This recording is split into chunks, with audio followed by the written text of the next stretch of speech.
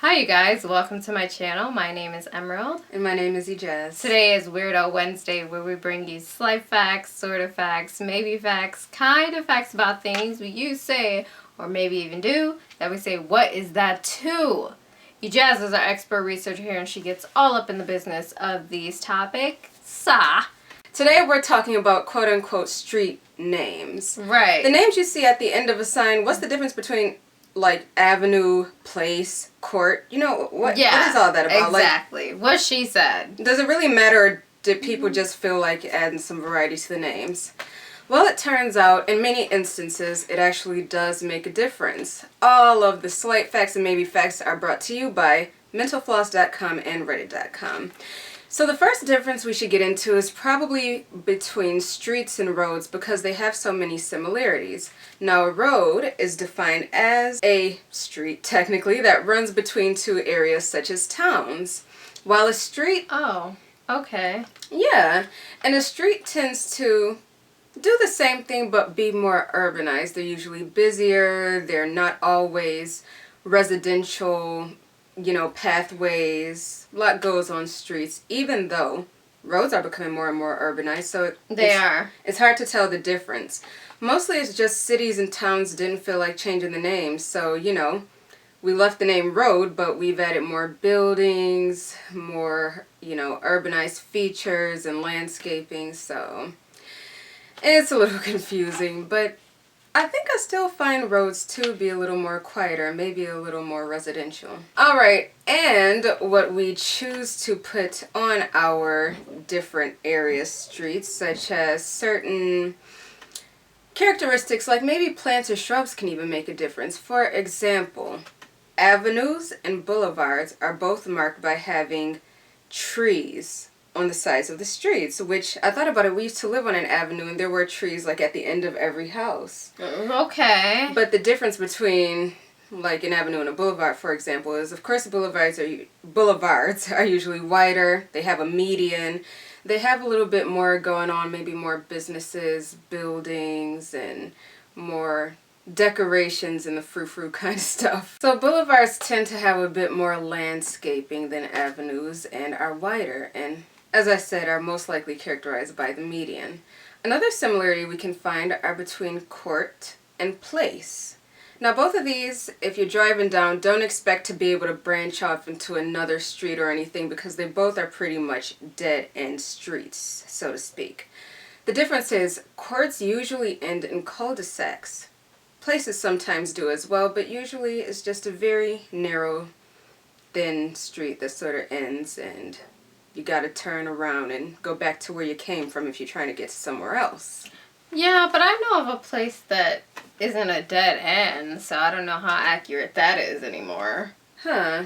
Yeah, that's the crazy thing, even about, you know, the streets and the roads. More cities have become urbanized, industrialized, things have been, you know, torn down, rebuilt, so a lot of the names of these different types of streets have stayed the same, but they're completely different than what they were intended to be. Right. So if you're driving down a drive, you may find that it's a small group of private structures, even though it's been made for local entrance. And we also used to live on a drive, and I think about it, and it is honestly these similar structures that kind of have the same sort of areas going on. And it can also refer to a street that sort of branches off into different sections. If you kind of get what I mean, it's like you make a right and you're in another part of this street, and it's kind of like driving through this jungle of houses or apartments. So you drive some drives. I guess that's why it's called a drive, because you just keep on driving until you get to a street that seems to make a little more sense, maybe. Okay. So now what about way? Baby, won't you come my way? If you're driving down a way, it's usually a very small street that comes off of a main road. May not be too busy, may not be too much to see. These are primarily residential as well, and they tend not to have a median, so it's usually just a narrow little road that sort of branches off a more established street, I guess you could say. Lane. What's the lane? Memory lane. I'm trying to think of a famous lane. It's like one popped in my mind, but It's not important. Anyways, a lane is typically a very narrow road or street. I guess these could usually be one-way streets. It's very small. They usually like a shoulder and also like a median. So these might be the kind of streets that get on your nerves because you're driving down them. You're trying to squeeze by the cars parked on this side and that side of the street because they're so thin. You wonder how anyone could possibly get through. I guess that's why they're called a lane. They're probably the size of one lane. If Maybe. you think about it. I think that's a kind of funny way to look at it. And last but not least, we have the plaza and the square, which a lot of people just use as interchangeable terms because 9 times out of 10, they're the same thing. A wide open space, and guess what shape it tends to be? A square. Exactly. That's why they call it a square, Times Square. You know, so these are usually more urbanized as well. But isn't Times Square like a street? It is. So I guess that's also why they call it why they say it's a type of street technically.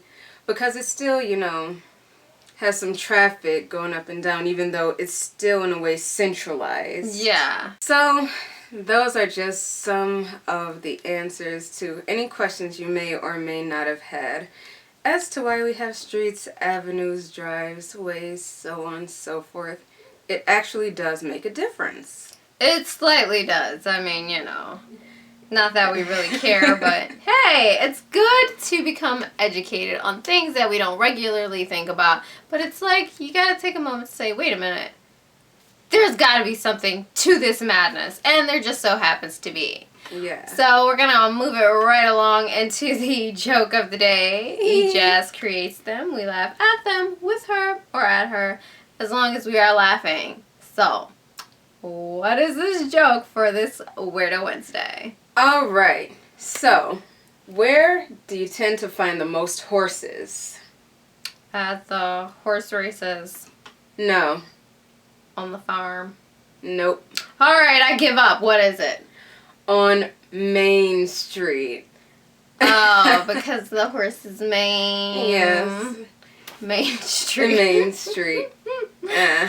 Oh man, Not one gotta of my finer love the moments. Weirdo Wednesday jokes. They just really make you say, what is wrong with these people?